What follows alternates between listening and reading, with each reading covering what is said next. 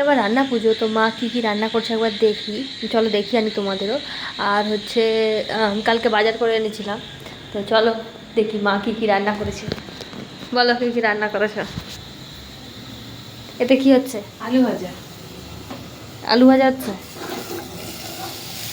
ও, মশলা দিয়ে আলু ভাজা হচ্ছে। এখানে পটল ভাজা আছে, এখানে মাছ ভাজা হবে।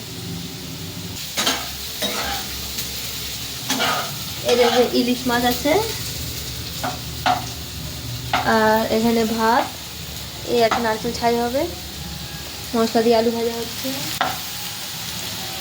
বেগুন ভাজা আছে ঘরে, দেখে আসি যে হয়ে আছে বেগুন ভাজা। এটা মশলা দেওয়া বলে এরকম লাগছে,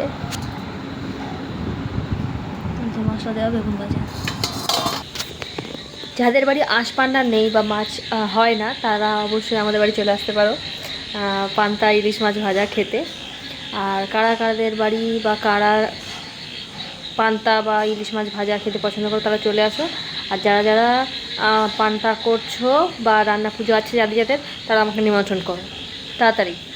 আমাদের ভিডিও যদি ভালো লেগে থাকে তাহলে অবশ্যই লাইক, কমেন্ট, শেয়ার, সাবস্ক্রাইব করে দিতে হবে। নতুন নতুন ভিডিও পাওয়ার জন্য আরও ভিডিও আসছে। আজকের মতো একটু টাটা।